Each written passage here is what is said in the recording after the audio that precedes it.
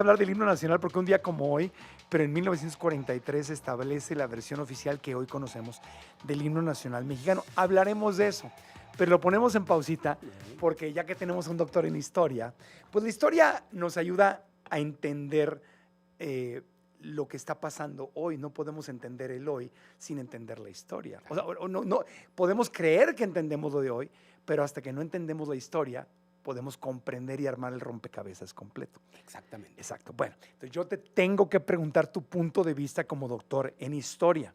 Ayer en Estados Unidos le mandamos un abrazo a la gente que nos escucha en todo el sur de California, Los Ángeles, Pomona, Bakersfield, San Diego, etcétera, la frontera. Ayer, más de 7 millones de personas salen a protestar en el No King's Day, diciendo no tenemos un rey, Trump no es un rey, Estados Unidos no quiere un rey. Salen a protestar, ya ha habido protestas en años pasados, pero esta, según lo que estaba leyendo, es la protesta más grande en la historia hacia un presidente de los Estados Unidos. Y la respuesta del presidente, ponemos el videito para los que nos están viendo en redes sociales, es sube con inteligencia artificial en su red social, él en un avión de guerra con una corona, o sea, diciendo sí soy rey, y tirándoles popó, tirándoles caca a todos los manifestantes. Esa fue su respuesta.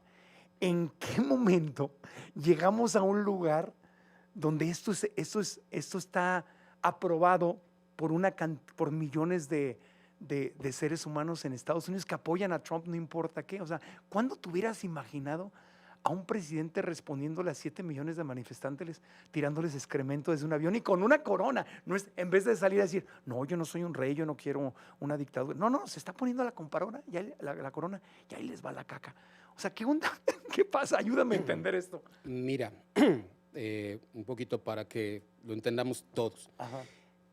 Esto, la verdad es que no es un proceso nuevo. Ajá. Esto es algo que empezó aproximadamente en los años 90, Ajá. cuando en la política norteamericana empezó a volverse cada vez más común el enfrentamiento entre el Partido Demócrata y el Partido Republicano. Hasta antes de los 90, ambos partidos entendían que al final los dos formaban parte del sistema político y aunque se dijeran cosas, tenían que aprender a negociar. Pero eso se rompió en el momento en el que Estados Unidos cree que va a ser la potencia que va a dominar todo el planeta durante el siglo XXI, se cae la Unión Soviética y la política se vuelve mucho más ruda, mucho más violenta. Entre ellos. Con personajes como Pat Buchanan, Newt Gingrich y otros más. Esa fue una tendencia que empezó a crecer. Luego, Estados Unidos, aunque se creía el vencedor de la Guerra Fría, rápidamente empieza a tener problemas internos, fundamentalmente el dinero, el de siempre.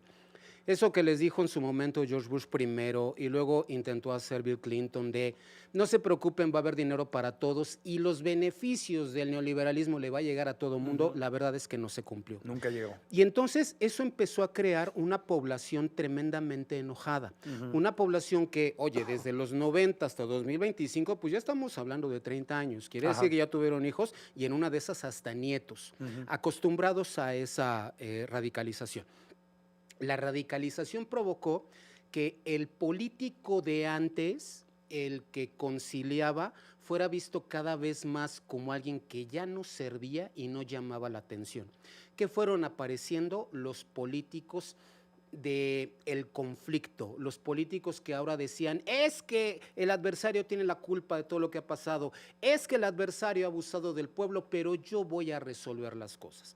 Esa circunstancia se mantuvo, a pesar de que viene George Bush II, de que viene Barack Obama, que es un intento de conciliación. La verdad es que esas cosas se mantuvieron. Ahí está Obama con el famoso Tea Party, que al final no pudo controlar. Y entonces estos movimientos profundamente demagógicos, populistas, alcanzaron un punto tal que encontraron al candidato perfecto, Donald Trump.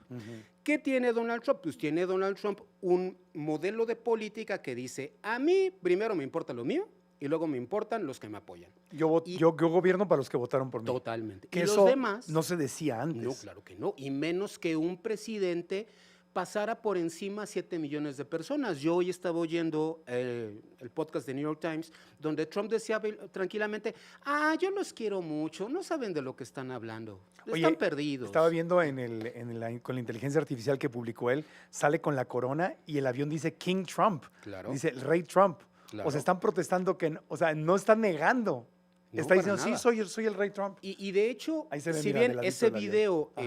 claro, llama la atención, pero no es la primera vez que se pone una corona de esa manera tan retadora y Ajá. tan burlona.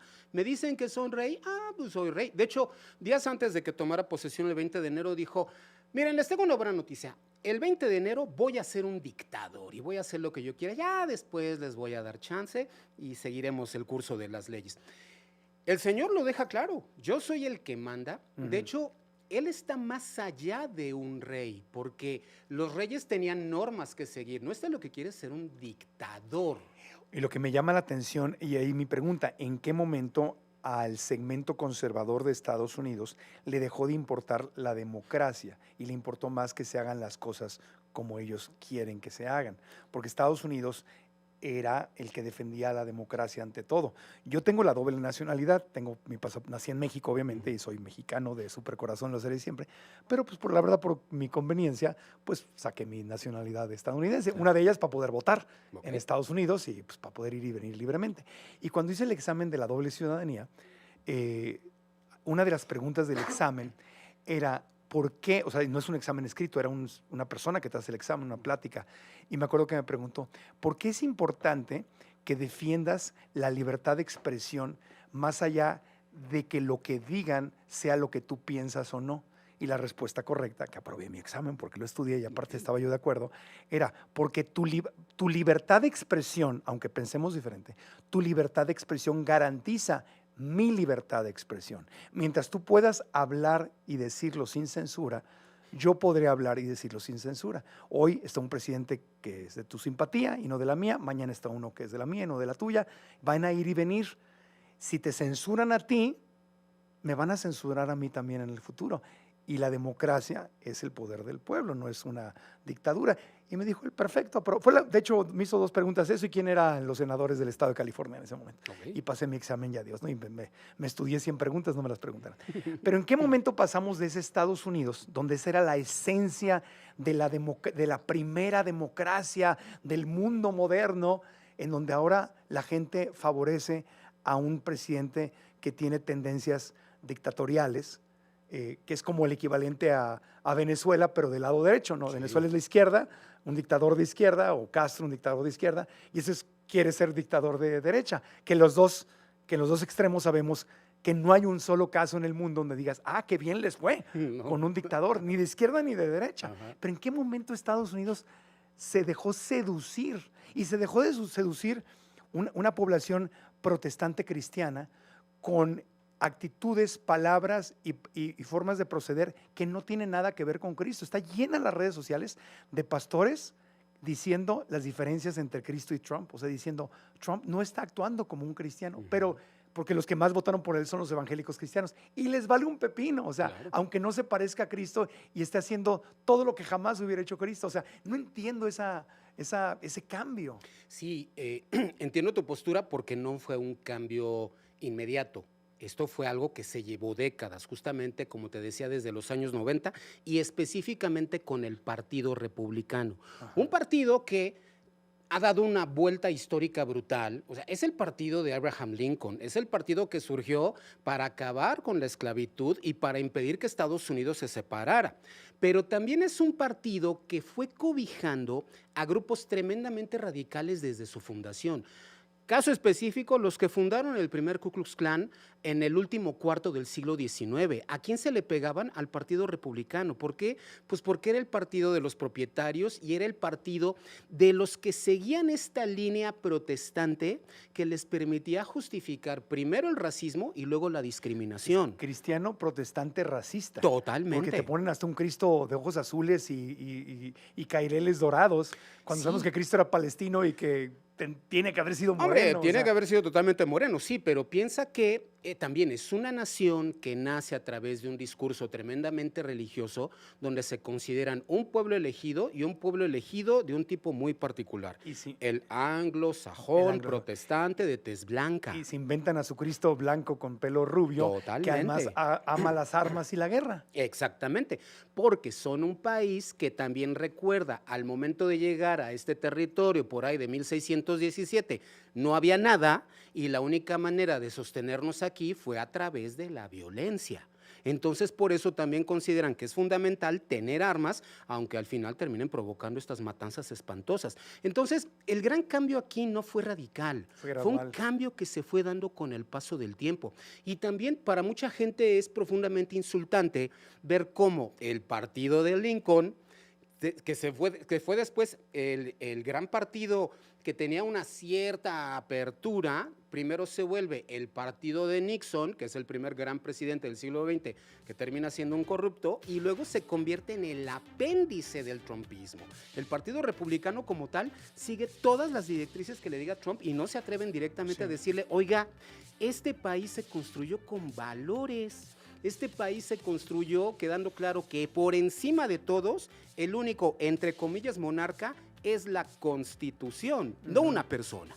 Seguimos platicando con Arno Burkholder, doctor en historia, tratando de entender lo que está pasando en Estados Unidos, porque somos el país, dependemos de la economía de Estados Unidos, nos guste o no, es el vecino del norte, dependemos de su economía y lo que está pasando allá nos afecta a nosotros y le afectan a millones de migrantes que mandan dinero a México, Guatemala y El Salvador. Nos afecta directo de lo que estamos hablando. Volvemos.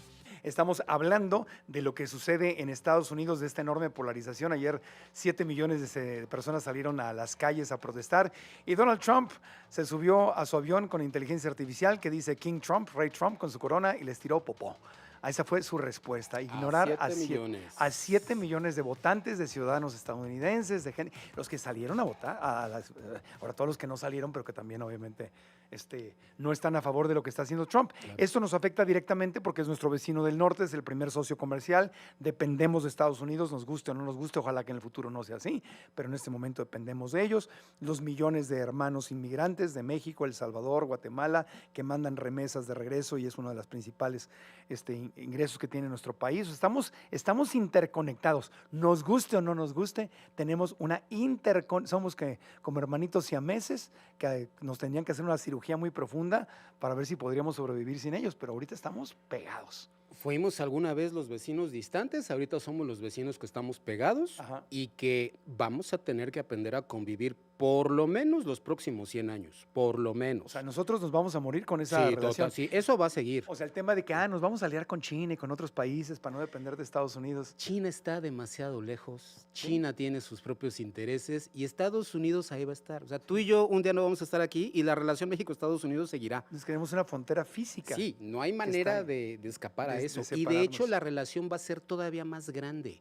Eso no va a desaparecer. La tendencia es a una unión que se va a tardar y que va a ser problemática como ahora y siempre va a tener problemas, pero la tendencia es esa. Entonces, por eso hay que entenderla. De ahí que nos interesa entender, ahorita hablaremos del himno nacional y hay unas curiosidades, pero es entender bien lo que está pasando en Estados Unidos. La polarización empieza después de la Guerra Fría. Yo he leído algunos libros por ahí de historiadores y analistas políticos de Estados Unidos, que dicen que cuando Estados Unidos dejó de tener un enemigo común, que era Rusia, bueno, la Unión Soviética, entonces empezaron a pelear entre ellos. Sí, pero que la Guerra Fría, todos estaban de acuerdo en que el enemigo era la Unión Soviética. Y se acaba el enemigo en común, ya no son ni los japoneses, ni los alemanes, ni la Unión Soviética, ahora nos empezamos a pelear entre nosotros. O sea que un problema externo une a un país. Cuando se acaba el problema externo, se cuartea. Fíjate que es una muy buena idea, porque a lo largo de toda su historia, Estados Unidos ha ido pasando por distintos retos. Digamos que el primer reto de 1617, cuando llegan los primeros colonos, a 1918, crear ese gran territorio en América, en el continente americano. Luego, 1918-1945, empezar a convertirse en una potencia mundial. 1945-1991, derrotar al gran enemigo político, económico, social, militar y fundamentalmente ideológico, el comunismo. Resultó, y luego después de 1991, ¿qué sigue? ¿Quién es el enemigo? Existió en ese momento la idea de, bueno, Estados Unidos se va a convertir en la potencia más importante del mundo, todo el planeta se convertirá en repúblicas democráticas, capitalistas, liberales, tendremos un gran acuerdo global y así va a ser el siglo XXI, padrísimo. Esa idea les duró de 1991 al primer gran golpazo 10 años después, la caída de las Torres Gemelas, y luego 2008 la gran crisis. Y ahí ese sueño se acabó. Y a partir de 2008 hasta el día de hoy, Estados Unidos se le ha pasado preguntándose, ¿quién soy? ¿Cuál es de veras mi destino en este mundo? ¿Qué tengo que hacer? Sí. ¿Y hacia dónde me dirijo? Y el mundo no te admira. No, pero para nada, porque el mundo, En los 40 sí. y a México le pasa, Ajá. tenemos el problema de, sí, nos gusta la democracia, sí, nos gusta que el individuo, la persona es el motor de la historia, sí, nos gusta esa idea de, híjole, si trabajo duro y tengo un sueño voy a salir adelante, sí. Pero me acuerdo muy bien que invadiste México, me acuerdo muy bien que tiraste bombas atómicas, me acuerdo muy bien de Vietnam, me acuerdo muy bien de las 2 guerras del Golfo, me acuerdo de un montón de cosas horribles que hiciste. Apoyos, Entonces, apoyos a dictaduras en América ¡hombre! Latina, de izquierda y de derecha, con tal de Absolutas. dame lo que necesito y yo apoyo tu dictadura. Sí, no, y me acuerdo que te encantaba linchar negros y que te encantaba también linchar mexicanos y que también fuiste muy racista y que te encantaban las cruces en llamas y me acuerdo de todo eso. Y ahora andas mandando a ICE encapuchados Ay, en patrullas no identificadas, agarrando a gente de Que cualquier tipo, son porque son morenos. y son retomar una de las tradiciones más espantosas de la historia norteamericana. Sí, a ver, sin exagerar, yo tengo un sesgo, obviamente, porque en Estados Unidos, yo que tengo las 2 nacionalidades, pues no, nunca he votado por los republicanos, porque soy niño de la frontera. Y entonces había tiempos en el pasado, cuando yo no votaba, que los republicanos, de hecho, eran los que habían dado las amnistías. Sí, claro. Ronald Reagan y George Bush primero dieron amnistías. Yo fui a la Casa Blanca, me invitaron a conducir la ceremonia del 5 de mayo, fue el Buki, fue no me acuerdo qué otra banda, estuvimos ahí y George Bush nos recibió. Y yo no había votado por él, pero yo no odiaba a Bush, simplemente nos recibió, honró a México, se echó un discurso, hubo comida poblana y todo el rollo. No estaba polarizado así el mundo, no había odio. Entonces, yo no voto por ellos simplemente porque en cuanto ya tuve la doble ciudadanía y empecé a votar, era ya un partido republicano anti-latino, anti-inmigrante. Y yo no puedo apoyar a los que atacan a mi gente. Así de Claro. sencillo. Entonces ya de ahí perdieron mi voto. ¿Me explico? Y además de que esa anécdota que cuentas, pues te tocó con un presidente de la frontera, un presidente tejano, un presidente que siempre tuvo una relación con esa cultura de ese habló en país. español, amigo. Sí, claro. O sea, tú imagínate ahorita que lo raro que sería que Donald Trump el 5 de mayo hiciera una ceremonia, invitara a latinos al Buki, a mí, a la banda, no me acuerdo qué banda fue, creo que era mi banda el mexicano, no sé qué tanto, en la Casa Blanca, habló en español e hizo un homenaje a la cultura latina y a nuestra. Imagínate qué tan lejos fue ese partido republicano del Partido Republicano de Donald Trump. Y estamos hablando, cuando te pasó eso a ti, tuvo que haber sido entre 2001 y 2008. Sí. Ahora estamos hablando de un momento en el que Estados Unidos se encierra, Estados Unidos se agarra de sus símbolos más radicales y más rancios, donde estaba viendo una nota el sábado de toda la gente que está trabajando en la Casa Blanca, pues resulta que ya nada más el 20% son afroamericanos y va descendiendo cada vez más, Ajá. donde las cadenas norteamericanas están diciendo abiertamente, el Departamento de Defensa, ahora Departamento de Guerra, nos quiere censurar, entonces ya no vamos a ir a las conferencias de prensa, donde se vuelve cada vez más duro, más estricto lo que está pasando en Estados Unidos con este gobernante. Sí. Y por eso puede despreciar a 7 millones de Claro. personas que salieron a manifestarse. En tiempos de George Bush, hijo, o sea, ese evento de la Casa Blanca, la radicalización, digamos, de la diferencia de opinión es que George Bush estaba a favor de la guerra y los demócratas por la paz. Pero no sentíamos un ataque de los republicanos hacia los latinos, ni mucho menos. Al contrario, eran bienvenidos, no había problema. No, y era el Ya momento en el que Fox le hablaba de la enchilada completa y Ajá. recuerda que teníamos un presidente que sí ganó las elecciones. ¿Quién a Fox, era? a ¿A quién? Vicente Fox jamás se le dijo, eso fue un fraude. No, No. Vicente Fox gana las elecciones, George Bush no. George Bush tiene el gran problema Del de, fraude. ¿de veras ganaste o no ganaste? Claro que el gobernador de Florida era su hermano. Era su hermano. Y ahí fue donde se dio la controversia. Ajá. Y porque en el voto popular lo había ganado el vicepresidente de Bill Clinton, ¿cómo se llamaba? Albert Gore. Gore, que sacó el documental del cambio climático. Y ahí es donde empieza a dividirse. Exactamente. O sea, ahí empieza una gran división, pues porque Estados Unidos, que venía de la etapa de sí el neoliberalismo, pero también estoy pensando en la gente, Bill Clinton, de repente tiene ese Claro. golpazo de ya no puedo confiar en mis es que tanto gobernantes. Bill Clinton, o sea, los Clinton, Bill Clinton y George Bush papá no eran muy diferentes. No hubo grandes cambios de uno a otro. Estaban muy cercanos los dos partidos. Y a partir, bueno, Obama, cuando llega Obama, se toma fuerza el Tea Party, la oposición. Yo recuerdo estar viviendo en Arizona y yo escuchaba radio hablado, siempre me ha gustado el radio hablado, y lo escuchaba y salía la gente diciendo que Obama era el anticristo. Sí. Y los conductores no los corregían. Es Satanás encargado, es una de las señales del fin del mundo. El anticristo ha llegado, un presidente negro, era una de las señales del fin del mundo. Tenemos que arrepentirnos porque Satanás no está. Y decía, oye, el conductor les va a colgar el teléfono, les va a corregir. No, decía, muchas gracias por su llamada, vamos con otra llamada. Y yo, wow, ahí es cuando me voló la cabeza y dije, Estados Unidos yo no lo conocía. Y fíjate, es la época de el, abro comillas, último republicano decente, John McCain, quien compite contra Obama en su segunda campaña, donde a él le tocó eso que tú estás contando. En un evento se paró una señora cualquiera y empezó a decir lo que tú dices, y McCain le quitó el micrófono y dijo, no señora. Es un buen hombre. Obama puede ser mi rival político, sí, los dos queremos la Casa Blanca, pero yo no voy a permitir que usted diga eso de este señor, porque este señor no es eso. Exactamente. Pero resulta que McCain pues, fue básicamente el último republicano consciente y decente. Sí. Porque los senador demás de sí han Arizona. permitido este tipo de cosas. Senador de Arizona sí. y que se le opuso a Trump y que por eso no pasaron ciertas aprobaciones. Cuando murió McCain, Trump dijo, yo no que voy a estar yendo a su funeral. Oye, pues, si es un senador de Estados Unidos, tienes la obligación de estar. No, héroe no de guerra. Héroe de guerra, además. Y además, nacido en Panamá, fíjate. Sí. Cosa curiosa. Sí. Pero sí, lo que estamos viviendo entonces es esa radicalización que, como bien señalas, estalla con Obama. Claro. Pues porque para la mayoría de la población, ¿cómo que tenemos un presidente afroamericano? ¿Cómo? ¿Cómo que tenemos a alguien que viene de un lugar tan lejano como Hawái? Claro. O sea, no lo entiendo. No lo de ahí se agarraron para crear a este monstruo que ahora estamos tiene Estados Unidos. entendiendo lo que pasó. Se enojaron tanto y fue creciendo la división que llegamos a Estados Unidos, donde parece que son dos países diferentes en un mismo territorio. Y eso nos afecta a los latinos, a los inmigrantes y a los que vivimos de este lado. A todos nos afecta. Volvemos después de mensajes.